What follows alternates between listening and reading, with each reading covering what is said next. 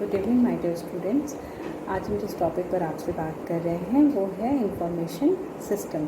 Information system को समझने के लिए ज़रूरी है कि पहले हम समझ लें कि इंफॉर्मेशन क्या है और सिस्टम क्या है। इंफॉर्मेशन को कहते हैं कि it's a vital input of decision making process. कोई भी डिसीजन लेने के लिए आपके पास सूचना होनी बहुत ज़रूरी है। एक और चीज़ इम्पॉर्टेंट बात समझ लीजिए, डेटा और इन्फॉर्मेशन में बहुत डिफरेंस होता है। डेटा जो होता है अनग्रुप्ड होता है।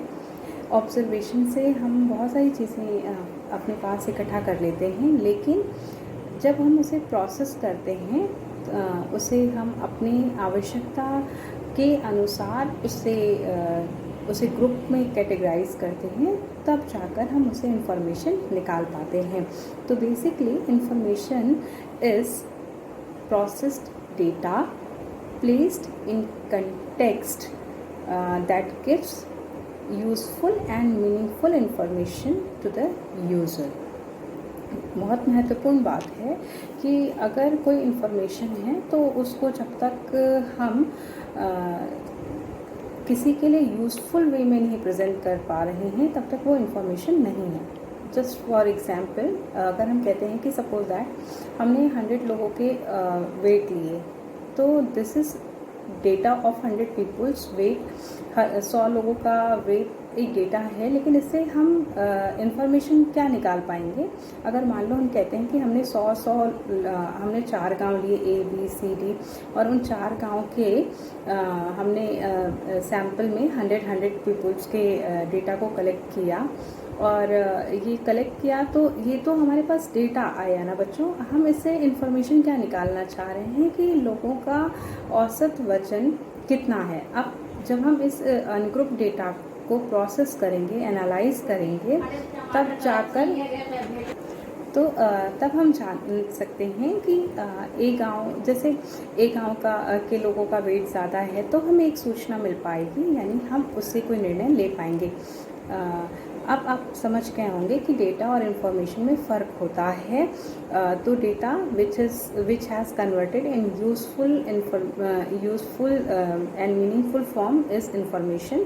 इंफॉर्मेशन बेसिकली क्या है? ऑर्गेनाइज्ड होती है, मैनिपुलेटेड होती है, एग्रीगेटेड होती है, और जो यूज़र है, मतलब जिसको वो सूचना चाहिए, उसके लिए बहुत महत्वपूर्ण होती है। अब अगर हम आपसे बात करें कि जो इन्फॉर्मेशन है वो 3 तरह की हो सकती है। अगर हम उसको कैटेगराइज करें मैनेजमेंट के दृष्टिकोण से, तो हम देखते हैं कि इट कैन बी 3 टाइप। पहला टेक्निक जो तरीका है वो स्टैटिकल इन्फॉर्मेशन, दूसरा है टैक्टिकल इन्फॉर्मेशन, और तीसरा होता है ऑपरेशनल इन्फॉर्मेशन। ये तीनों के जो यूज़ हैं, जो इसका प्रयोग है वो अलग है। जैसे जो स्ट्रैटेजिकल इन्फॉर्मेशन होती है वो टॉप लेवल मैनेजमेंट की आवश्यकता होती है, और उसे long term decision making process में इस्तेमाल किया जाता है, जिसमें हम अपनी स्ट्रैटेजीज़ को फॉर्मुलेट करते हैं, हम अपनी रणनीतियाँ तय करते हैं कि हमें भविष्य में क्या करना है। जैसे किसी नए प्रोडक्ट को लॉन्च करना है, या किसी नए मार्केट में जाना है, कोई नई टेक्निक को हमें अडॉप्ट करना है। ये सारा कुछ हमारे स्ट्रैटेजिकल इन्फॉर्मेशन की कैटेगरी में आता है, यानी जो सूचनाएं हमें स्ट्रैटेजी बनाने के लिए चाहिए।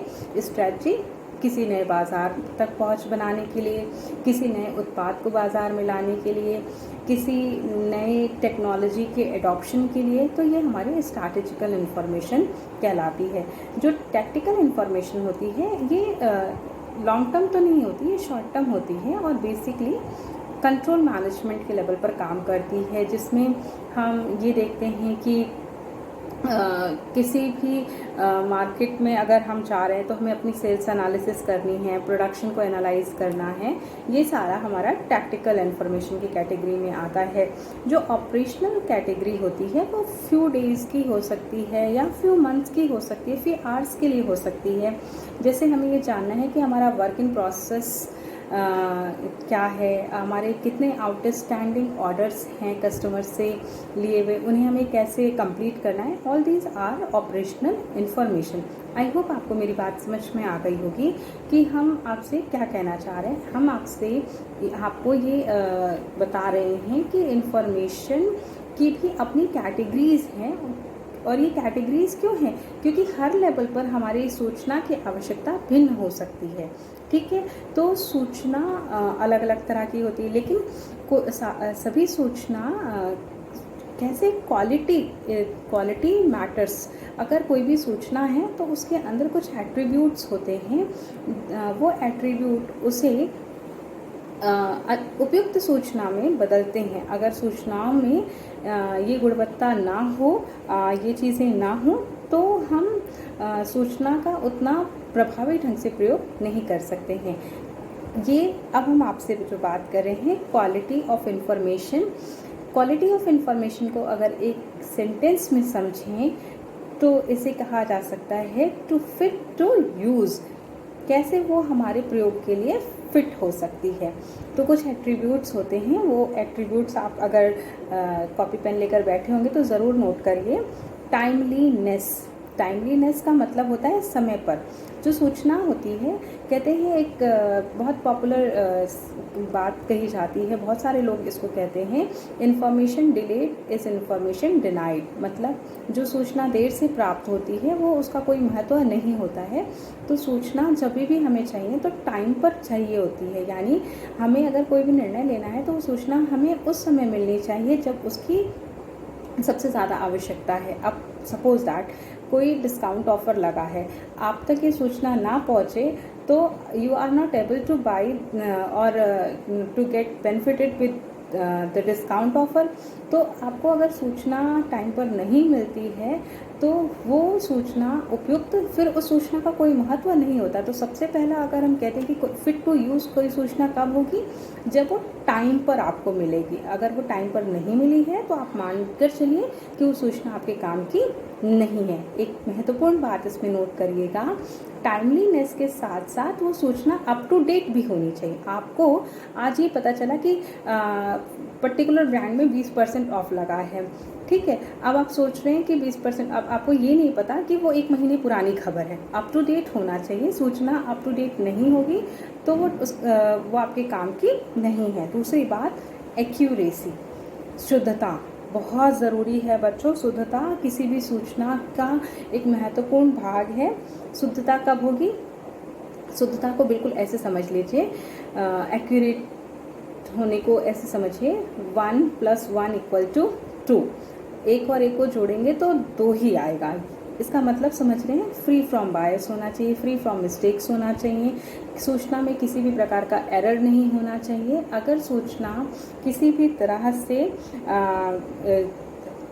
भी तरह से उसमें कोई भी गलती है, मिस्टेक है, तो आप सही डिसीजन नहीं ले सकते हैं। अगर आपका जो आंकड़ा है उस आंकड़े में कोई गड़बड़ है तो आपकी इन्फॉर्मेशन कभी भी सही नहीं होगी। तो एक्यूरेट जो सूचना है आपकी एक्यूरेट होनी चाहिए। तीसरी बात है रिलेवेंस को कैसे समझेंगे कि इसका बहुत आसान तरीका होता है। कोई भी चीज़ आपके लिए कितनी रिलेवेंट है, इसके लिए कुछ आंसर्स आपको अपने आप से पूछने चाहिए।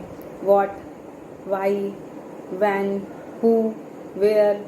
अगर आप इसका जवाब पा लेते हैं तो समझिए कि वो अगर आपको हाँ या आपके लिए सही तरीके से मिली है तो उसका मतलब वो सूचना आपके लिए, इन्फॉर्मेशन आपके लिए ज़रूरी है, रिलेवेंट है, उसका महत्व है आपके लिए। अगर जैसे हम कहते हैं कि हमने आपसे कहा कि पिछले साल विक्रय में 10,000 यूनिट की बढ़ोतरी हुई थी। अब आप सोच रहे होंगे हमने आपसे ये क्यों कहा, वाई। तो हम अगर किसी निर्णय को लेने के लिए बैठे हुए हैं तो हम अगर ट्रेंड एनालिसिस कर रहे हैं तो हम आपसे कह रहे हैं कि 10,000 यूनिट की बिक्री बढ़ी थी। तो वाई मतलब दिस इंफॉर्मेशन इज़ रिलेवेंट, क्योंकि हमें ये सोचना चाहिए कि पिछले वर्ष हमारे विक्रय में कितनी वृद्धि हुई थी। उसके बाद हम बात करते हैं एजुकेसी का मतलब हम बार बार आपसे कहते हैं कि कोई भी चीज़ एजुकेट होनी चाहिए, नॉ मोर नॉ लेस। अब एडिकेसी का मतलब क्या है? Sufficient in quantity. एक लाइन में अगर समझें तो सफिशिएंट इन क्वांटिटी, अगर कोई भी सूचना आपके पास है तो वो सूचना निर्णय लेने के लिए सफिशिएंट होनी चाहिए। अगर सफिशिएंट नहीं है तो आप कोई भी निर्णय नहीं ले सकते हैं। तो आपकी एक क्वालिटी ये है कि वो सफिशिएंट होनी चाहिए, सूचना आपके पास एडुकेट होनी चाहिए। इसके बाद आप अगर बात करें एक्सप्लिसिटनेस, ये क्या होता है कि अगर हमने आपसे कहा ना कि डाटा को हम प्रोसेस करते हैं तो इन्फॉर्मेशन बनती है। अब अगर आपके पास जो इन्फॉर्मेशन है उसे फर्दर प्रोसेस करना पड़े रिपोर्ट बनाने के लिए, तो फिर आप समझ लीजिए कि जो आपकी जो इन्फॉर्मेशन है वो एडुकेट नहीं है या सफिशिएंट नहीं है। तो जो गुड सिस्टम होता है, गुड इन्फॉर्मेशन होती है, वो खुद से स्वतः से मतलब स्पष्ट होती है, उसमें फर्दर कोई प्रोसेसिंग करने की ज़रूरत नहीं होती है। ठीक, तो सूचना समझ गए आप, इन्फॉर्मेशन क्या होता है। क्यों पढ़ रहे हैं हम इन्फॉर्मेशन? क्योंकि हमें ये जानना है कि इन्फॉर्मेशन सिस्टम क्या होता है। अब आगे आपसे अगर हम बात करें तो हम आपसे बात करेंगे कि सिस्टम क्या होता है। तो सिस्टम को हम लोग आजकल बहुत कॉमनली हर चीज़ से यूज़ करते हैं। जैसे हम कहते हैं education system, political system, traffic system, ठीक है। आप कहते हैं कि किसी भी चीज़ को आप बताते हैं तो कहते हैं कि इसका ये सिस्टम बहुत अच्छा है या सिस्टम बुरा है। But what is system? System को हम कहते हैं कि सिस्टम, बहुत आसान से भाषा में आपको समझा रहे हैं कि सिस्टम क्या है। अ सेट ऑफ एलिमेंट, ठीक है, set of element joint together to achieve a common objective. यानी कि हाँ, बहुत सारे तत्व हैं जिनको हम इसलिए एक साथ मिलाकर चलते हैं जिससे हम अपने एक उद्देश्य की पूर्ति कर सकें। एक बहुत सीधा सा तरीका है सिस्टम को समझने का। कहते हैं कि different things to different people in different situation.